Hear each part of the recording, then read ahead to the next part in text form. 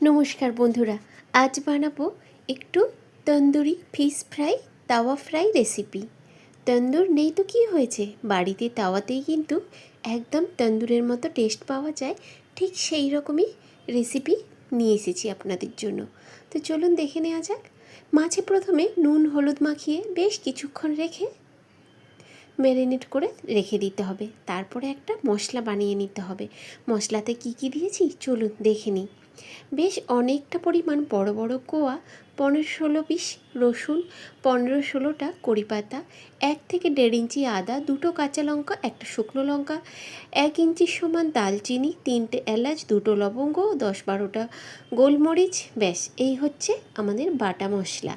আর তো সঙ্গে রয়েছে কাশ্মীরি লঙ্কা গুঁড়ো, ধনে গুঁড়ো, চাট মশলা, হলুদ গুঁড়ো, ব্যাস নুন। এই সমস্ত মিলে মিশে একাকার হয়ে যাবে একদম আমাদের তন্দুরি তাওয়া ফিশ ফ্রাই।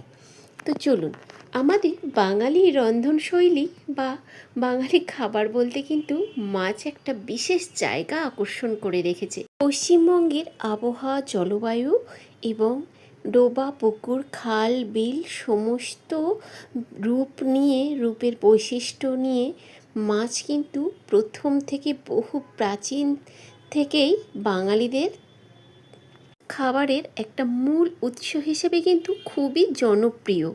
মাছ, সেই বলে না মাছে ভাতে বাঙালি। হ্যাঁ, মাছ কিন্তু আমাদের একটা পছন্দর খাদ্য তালিকার একটা অংশ। তখনকার দিনে এত মাংস বা এটা ওটা তখন প্রচলন কিন্তু ছিল না। তখন কিন্তু এই মাছই জমিয়ে ভুরিভোজ করাতো।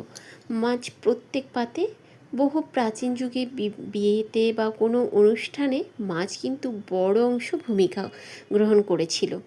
তবে সামুদ্রিক মাছের তুলনায় মিষ্টি জলের মাছই বেশি জনপ্রিয় ছিল। তবে এখন ভেটকি মাছও বেশ নিজের জায়গা করে নিয়েছে এবং চাহিদাটাও বেশ বেড়ে গিয়েছে।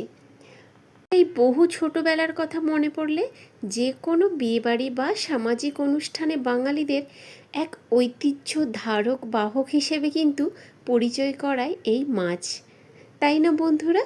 তো সেই মাছের গল্প শুনতে শুনতেই আজ মাছ ভাজাটা করে নেব।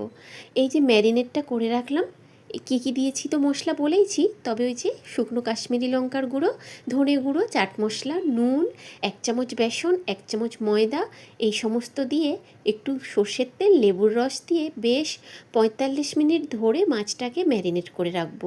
তাতে ফ্লেভারটা অপূর্ব সুন্দর হয় এবং মাছটা খেতেও বেশ সুস্বাদু হয়ে থাকে। তো এই যে মাছটাকে এবার অল্প আঁচে হালকা পাতলা করে ভেজে নিলেই আমাদের তৈরি।